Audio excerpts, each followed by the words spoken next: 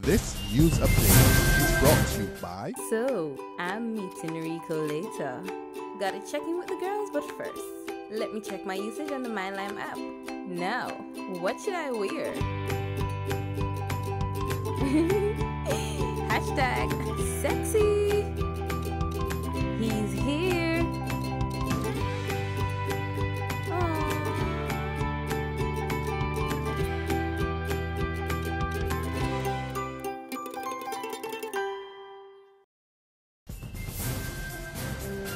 It's Friday, April 24th, and this is your Barbados Today evening update. So glad you can join us. I'm Fernella Wedderburn. Our top story. Against the backdrop of a 14% overall hike in crime, the nation's top cop summons his officers to talks this morning. Acting Police Commissioner Tyrone Griffith tells Barbados Today the meeting examined the force's performance for the first quarter, given the increase in aggravated burglaries and other crimes. Griffith admits the situation is somewhat disappointing, but he says his officers have been solving the crimes and he is beginning to see a reduction. In the first half of the first quarter, there was a sharp increase in violent crime, especially as it relates to murders. That has more or less leveled off. So we are about on par now with what we would have had last year at this time. But there is some increase. Again, that is falling. The increase, the substantial increase in terms of burglaries. And we see over the last 2 weeks that has been settling down because a number of persons have been charged in relation to burglaries. It's still anyone's guess when this year's budget will be presented, and although Finance Minister Chris Sinclair is tight-lipped about the date, he's hinting that major reforms are coming to the health and education sectors over the next 18 months. In an interview with Barbados Today, he says the government has no choice but to address these issues, but will do so with care. Well, we have to continue to prune the public service in terms of efficiencies, where we're at now is efficiencies, and reforming some of the big projects in government, healthcare, education, and general social development complex in Barbados. We have to address those issues. We will be saying something in the budget about that as well, and we will be having nationwide public discourses on long-term solutions to those particular issues.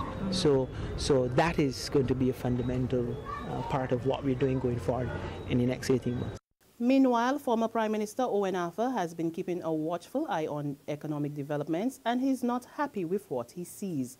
He's particularly disturbed by the central bank's practice of printing money to finance the government's deficit. In fact, he describes the practice as an act of vandalism.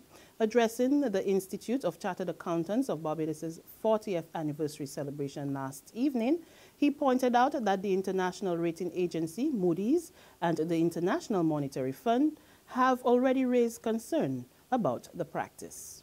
It must be seen, therefore, that as a threat to the stable development of Barbados, that after all of the downgrades, and after the government has been forced to borrow recently simply to boost the foreign exchange reserves, the governor of the central bank, in his March 2015 report, indicated that for the first quarter of this year, the central bank has printed $345 million to finance the government. On the labor front, 68 workers from the Barbados Light and Power Company have opted to take early retirement and voluntary separation packages. A number of workers were scheduled to part ways with the company today, but the process was put on hold following this morning's meeting with the social partnership. B&LP's Human Resource Manager, Roger Barbaram, says the company will be meeting with the Barbados Workers Union and the Chief Labour Officer early next week to discuss its restructuring plans. They made us proud at the CARIFTA Games earlier this month, and today they got some just rewards. Barbados Today, through its Touch initiative, along with corporate partners, provided vouchers and other gifts to the successful team. Athletes Mary Fraser and Rivaldo Leacock were on hand for the event at our Warren's office. You are doing very good. Please don't let anyone stop you from excelling. It's a wonderful thing to represent your country and being an athlete. I love watching you. You're doing well. Enjoy it, be good, and enjoy these tokens of appreciation from Chafet and all the other sponsors. On behalf of the rest of the team, the management team, the Athletic Association of Barbados, and the athletes who work very hard to excel at the CARIFTA Games, I say thank you very much for your support. In sports, and Craig Brathwaite scored an unbeaten century as the West Indies dominated the fourth day of the second test against England. England were bowled out for 464 in the morning. Joe Root left stranded on 182 not out, and the Tourists then took just 2 wickets in over 2 sessions as the Windies closed their second innings on 202 for 2 in Grenada, a lead of 37. Brathwaite is there still not out on 101 with Marlon Samuels alongside him on 22. There's regional and international news after this short break. FAS Entertainment presents the Digicel Reggae on the Hill, featuring Queen Africa, Take you far away, far away. High Octane, I can see it in your eyes. Norris Man, Luciano, Barrington Levy, Beanie Man, Steel Pulse,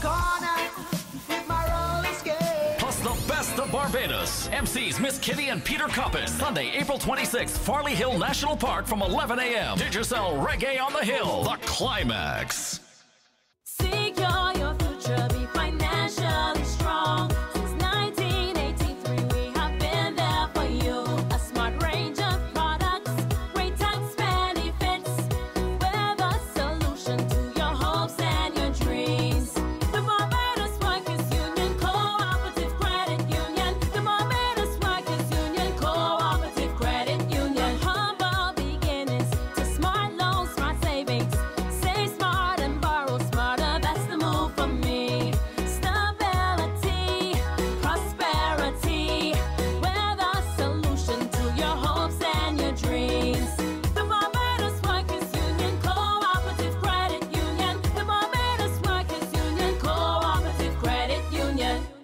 A test of character, a test of focus, a test of will, a test of resilience, a test of courage.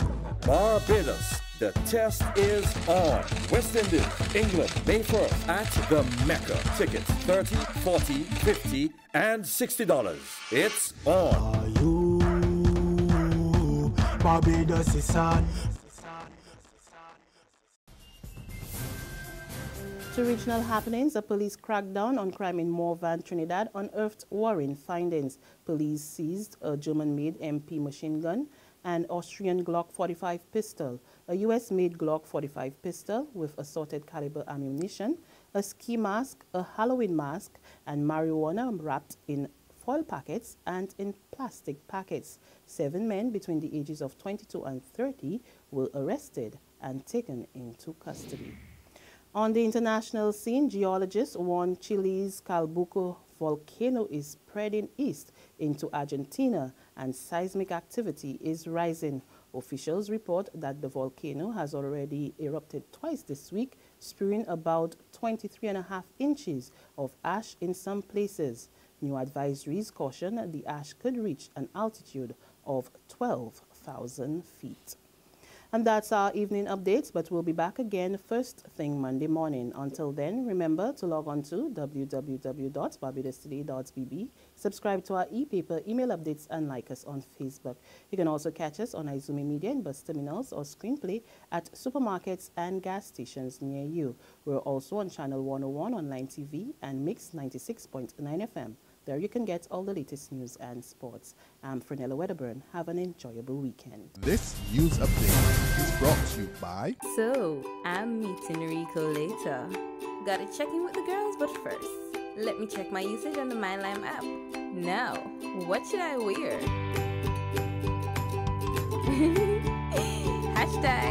#sexy.